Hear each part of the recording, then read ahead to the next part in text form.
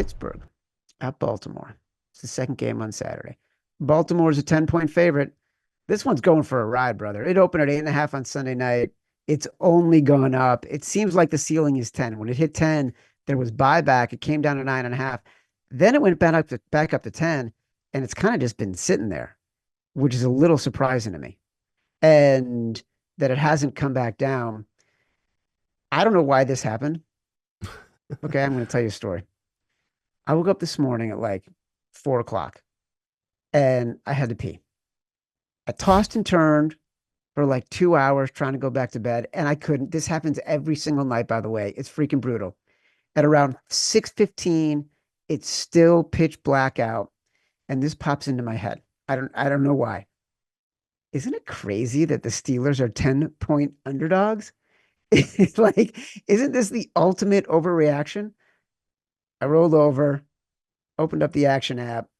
I used Quick Slip, by the way, and I bet the Steelers are plus 10.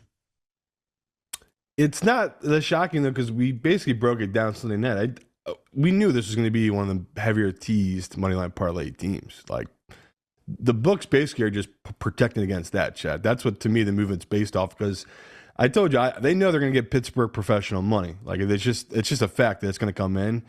The amount of money though from Joe Public right now just shows how heavy it is on the moneyline parlays and everything like that with this Ravens team, which to me makes sense. This is a Pittsburgh team that they're on a 4-game losing streak.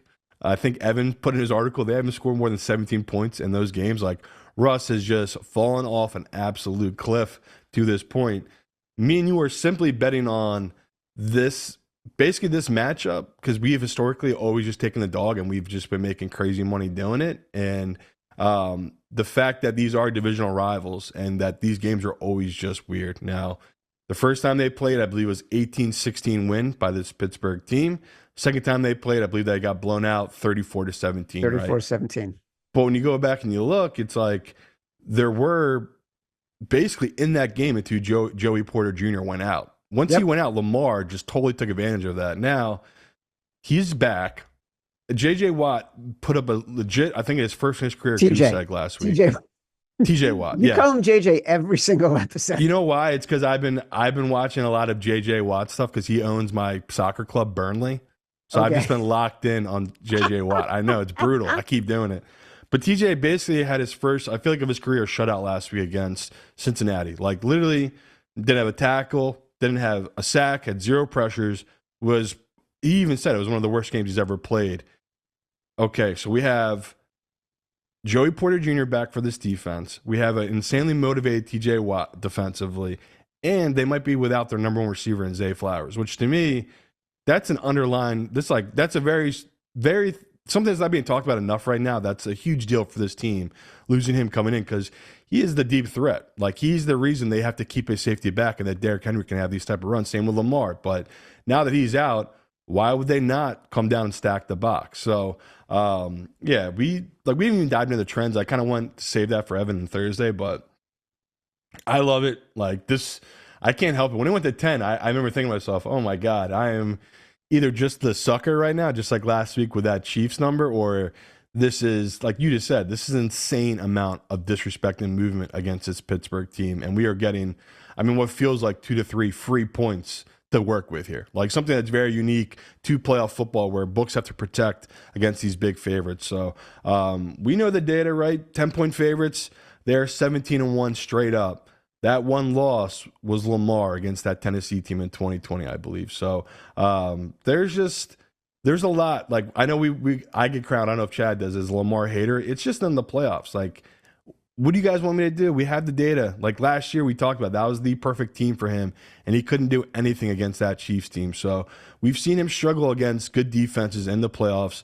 I think this Pittsburgh team, I know they haven't shown up late, but I still think they are an elite defense, and this is a nice spot to back this Pittsburgh team. So, yeah, Simon Says, give me Pittsburgh plus 10, Chad. All right, Simon Says. So this is your Simon Says play. I bet it too. I put it in the app. It's at plus 10. I was wondering, like, I couldn't decide when I was ultimately betting it. Is this a high confidence bet that we're making, or is it we're backing the trends and we're backing the overreaction? Like to me, betting the Chargers is a high confidence bet. We think it's a better team and we're getting a better number. At the 10, I don't know that we have a team that is in a winnable game. I think we're just getting, like to your point, a team that has lost 4 games in a row. You mentioned that the 17 points. They haven't scored more than 17 points in a game since beating the Browns 27-14 on December 8th, right? Meanwhile, the Ravens, they haven't scored fewer than 31 points or even lost since December 1st. So the reason this number is so big right now, and I agree, let's save some of the massive trends that back the Steelers for Thursday's show. But if you've listened to this show all season long, you know that like this matchup between Harbaugh and Tomlin favors the underdogs. And Mike Tomlin specifically, he has historically dominated as the underdog in this matchup. So, like, this is such a disparity in public perception more than anything. That's why this number is so big. And you're alluding to it with the sort of the teaser protection and all that kind of stuff. And I've been someone that has just faded Pittsburgh in the playoffs these last couple of years, just because it's been like a Duck Hodges or Kenny Pickett. It's never been a quarterback I can believe in. Now, I'm not saying I believe in Russell Wilson. He's the guy. This is the type of moment. This is the reason they brought him in. This is a veteran quarterback in the playoffs who's had playoff success. You expect him to step up in this big moment, but to me, you're saying what's your confidence level? It's as high as it could be on a team that's lost 4 straight. It really is all about their matchup. Like if they're playing a legit good team, like say the Bills, it'd be different. That would be outside their division. This is just the two teams that are familiar with each other where, like we said, it always leans towards the dogs when these two teams play.